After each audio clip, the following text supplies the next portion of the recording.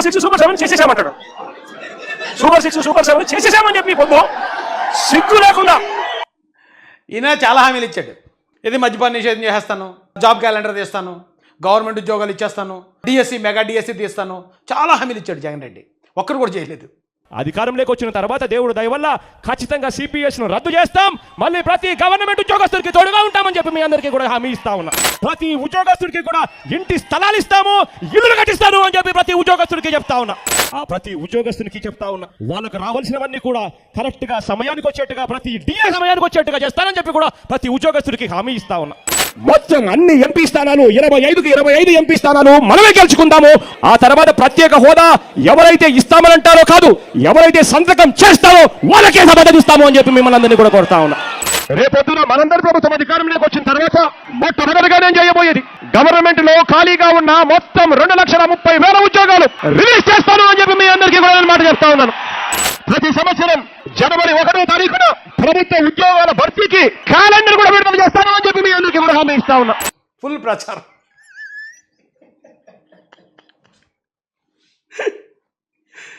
ఇక్కడ చంద్రబాబు నాయుడు గారు కానీ లోకేష్ గారు కానీ అక్కడే చెప్పలేదు, మొత్తం అయిపోయాయి, ఇంకా కొన్ని చేయాల్సినవి ఉన్నాయని చెప్తున్నారు. వాళ్ళు జగన్ రెడ్డిలో ఎక్కడే చెప్పలేదండి.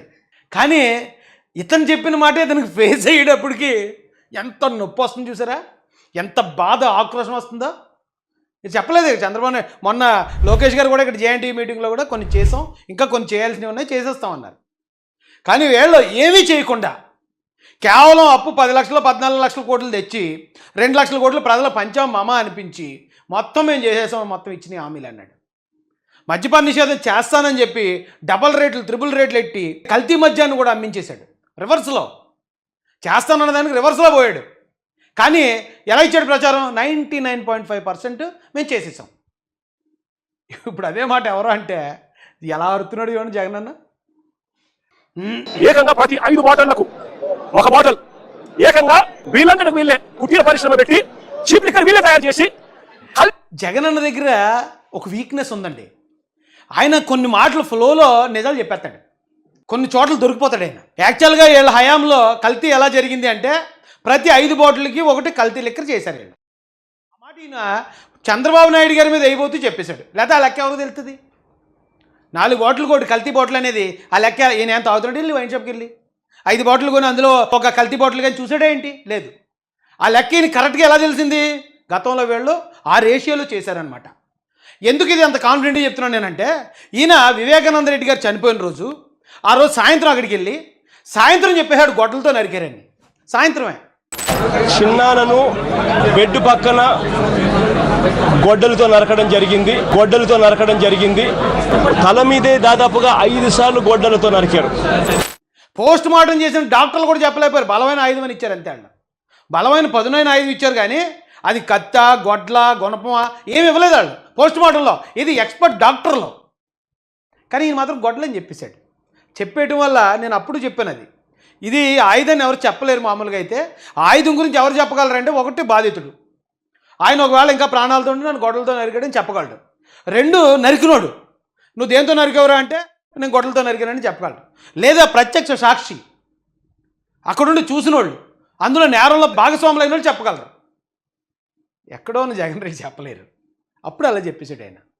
తర్వాత ఒక 4-5 నెలలు 6 నెలలు 7 నెలల తర్వాత అప్పుడు దస్తగిరి అప్రూవర్గా మారి అప్పుడు చెప్పాడు గొడ్లని. వైఎస్ వివేక మర్డర్ డీల్ విలువ ఎంత? అప్రూవర్ గా మారిన డ్రైవర్ దస్తగిరి న్యాయస్థానంలో ఏమేం చెప్పాడు? Dastagiri confession statement full details ఇప్పుడు చూద్దాం. వివేక ఇంటిలోని కుక్కను కారుతో తొక్కించి చంపేశారు. సునీల్ యాదవ్ చెప్పిన ప్రకారం నేను కదిరికిపోయి ఒక గొడ్డలి కొని అక్కడి నుంచి సునీల్ కు ఫోన్ చేయగా, కానీ ఈయన రోజు సాయంత్రం చెప్పేశాడు. కొన్ని ఇలా ఫ్లోలో వదిలేస్తాడు ఈయన. అలా వదిలేశాడు. ఇప్పుడు వీళ్ళ కల్తీ చేసిన రేషియో 4 బాటిల్కి ఒక కల్తీ లెక్కర ఒక కల్తీ బాటిల్ అమ్మారనమాట వీళ్ళు వైసీపీ హయాంలో ఉండగా. ఇప్పుడు దాన్ని as it is Chandrababu Naidu గారి మీద తోసినట్టు చూసి అడ్డంగా బుక్ అయిపోయారు జగన్ గారు. కల్తీ బాటిల్ కల్తీ లిక్కరు ఏకంగా ప్రతి 5 బాటిల్లో 1 బాటిల్ ఈరోజు అమ్ముతా ఉన్నారు.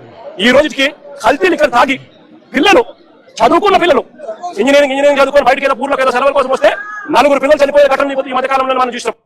వాళ్ళ కల్తీ లెక్కర వాళ్ళు చనిపోలేదు అనేది ఆల్రెడీ వచ్చింది, బయటకు వచ్చింది. కానీ వాళ్ళ 4గురిని కల్తీ లెక్కర బాధితులుగా చనిపోయిన చావులుగా చూపిస్తున్నాడు. కానీ జగన్ రెడ్డి గారి హయాంలో దాదాపు 30,000 మంది దాకా చనిపోయారు. ఎందుకు ఇక్కడ జంగారెడ్డిగూడెంలోనూ 32 మంది 29 మంది చచ్చిపోయారు. పాట లేచిపోయారు అంతే అండి కల్తీ లెక్కరు. ఇప్పుడు ఎందుకో చనిపోయిన నలుగురిని కల్తీ లెక్కర్ వాళ్ళు చనిపోయాడని తిప్పేస్తున్నాడు మలుపు.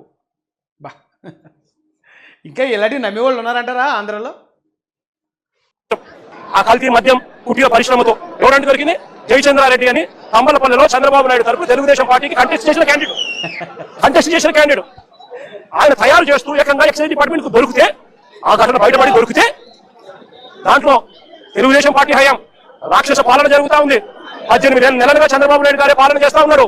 ఇటువంటి రాక్షస పాలనలో ఎవరైనా మా పార్టీకి సంబంధించిన జోగి రమేష్ లాంటి వ్యక్తి ఎవరైనా వాళ్ళు లిక్కర్ నడుపుతారా? ఆలోచన చేయమని అడుగుతా ఉన్నా. ఆలోచన చేయమని నేను అడుగుతున్నాను. నేను కూడా అదే చెప్తున్నాను జగన్ అన్న. ఇప్పుడు ఒకవేళ నిజంగా కల్తీ లెక్కరు చంద్రబాబు నాయుడు గారు చేస్తున్నారు అనుకుందాం అండి, మీరు చెప్పిందే నిజం అనుకుందాం, ఎందుకు పట్టుకుంటారు కుటీర పరిశ్రమల్ని? ఇప్పుడే పట్టుకున్నప్పుడు 6 నెలలు 7 నెలలు అయిపోయింది, వచ్చిన సంవత్సరంలో పట్టించుకోరు కదా, 5 సంవత్సరాలు మీలాగే చేసుకుంటారు కదా. ఈ లాజిక్ మిస్ అవుతున్నారు జగన్ గారు. మీరు చంద్రబాబు నాయుడు గారు చేశారు, లోకేష్ గారు చేశారని చెప్తున్నారు కదా, మీరు వాళ్ళే చెప్తే వాళ్ళే ఎందుకు పట్టుకుంటారు? ఎక్సైజ్ డిపార్ట్మెంట్ ఎవరి హ్యాండ్ ఓవర్లో ఉంటుంది? సీఎం గారి చేతిలోనే కదా. అదేమి కేంద్ర దర్యాప్తు సంస్థ కాదు కదా. సీఎం గారికి తెలియకుండా ఎక్స్చేంజ్ వాళ్ళు వెళ్ళి పట్టుకోరు కదా. వాళ్ళ మీద వాళ్ళే చేశారని వాళ్ళ మీద బుర్ర జల్లేయాలనుకుంటున్నారు. మరి వాళ్ళే చేస్తే వాళ్ళే ఎందుకు పట్టుకుంటారు? ఒకవేళ లేదు మేము పట్టుకున్నామని నిరూపించడానికి లేదా యాక్ట్ చేద్దామని మీకులాగా అనుకుంటే 4.5 సంవత్సరం తర్వాత పట్టుకుంటారు. 4.5 సంవత్సరాలు అప్పటిదాకా సంపాదించుకుని ఆ తర్వాత ఏమైనా అలా చూపించాలనుకుంటారు. వచ్చిన వెంటనే ఎందుకు పట్టించుకుంటారండి? బోల్ అంత ఆదాయం తెస్తుంది అది. మీరే అన్నారు 4 బాటిల్లో ఒకటి కల్తీ బాటిల్ అని. ఆ కల్తీ బాటిల్ 4 బాటిల్లో ఒకటి అమ్మేస్తున్నారంటే ఎంత ఆదాయం వస్తుంది చంద్రబాబు గారికి, లోకేష్ గారికి? మరి దాన్ని ఎందుకు వదిలేసుకుంటారు పట్టించుకుని? ఎందుకు మొత్తం డబ్బునంతా బ్లాక్ చేయించారు? ఎందుకు దానికి కారణమైన వాళ్ళు ఎందుకు జైల్లో పెట్టింటారు? సింపుల్ లాజిక్ కదండి ఇది. ఇప్పుడు మీ హయాంలో ఎక్కడన్నా ఒక్క కల్తీ లెక్కర్ తయారీ కేంద్రాన్ని పట్టుకున్నారా మీరు? పట్టుకోరు. ఎందుకు? అది మీది కాబట్టి. ఎక్కడ టీడీపీ వచ్చినట్టే పట్టుకుంటుంది. ఎందుకు? వాళ్ళకి సంబంధం లేదు కాబట్టి. ఎవడన్నా తప్పుడు పనులు చేసే తప్పుడు నా కొడుకులు ఉంటే లోపల దూసేస్తారు. చాలా సింపుల్ అండి. దీన్ని ఇలా తిప్పేయడానికి ట్రై చేయకండి అయ్యా.